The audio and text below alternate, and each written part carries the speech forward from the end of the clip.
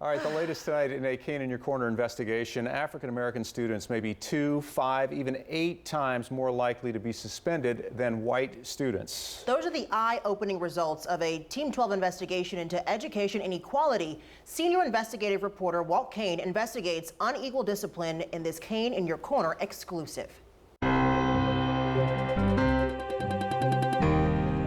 In that moment, enough was enough for me. Trayvon Jenkins still remembers the day he says a classmate from Southampton High School called him the N-word. Jenkins was student council president, but he says when he and the other kid wound up fighting, only he got punished. Instead of him getting a consequence, they removed me from my presidency that Monday. No questions, no what happened, because of what someone did to me and how I reacted, because I was the angry black kid. Oh! I was very afraid just because I knew that they were capable of anything.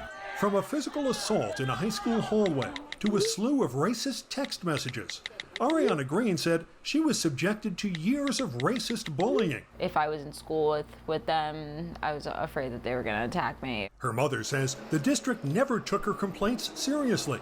She believes that's in part because Ariana was a student of color. And I just wanted somebody to say, okay, Mrs. Green, you know, we'll handle this, we'll take care of it, she'll be safe, won't happen again. But I was always met with resistance and attitude. Trayvon and Ariana aren't alone. Kane in Your Corner analyzed data from the U.S. Department of Education, and we found students often face unequal discipline. In New Jersey, black students are 5.5 times more likely to be suspended than white students. Black girls are 8 times more likely to face suspension. In both cases, those numbers have improved from 2 years before. I've done a lot of research with black girls who really feel like they're advocating for themselves, right? They're not talking back. They're just showing what we would consider in many cases leadership skills, right?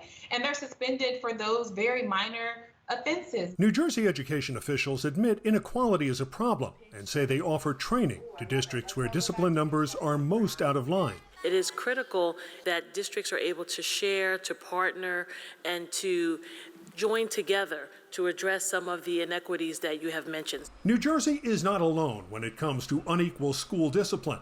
In Connecticut, 9.3% of black students were suspended in the most recent school year. For white students, it was just 1.7%. Are you surprised that this long into your career you still see this level of inequality? No, I'm not. David Sciarra of the Education Law Center believes unequal discipline often comes down to money.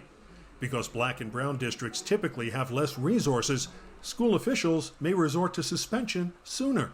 The good news, Walt, is that the numbers are starting to come out. We're beginning to recognize this as a structural problem.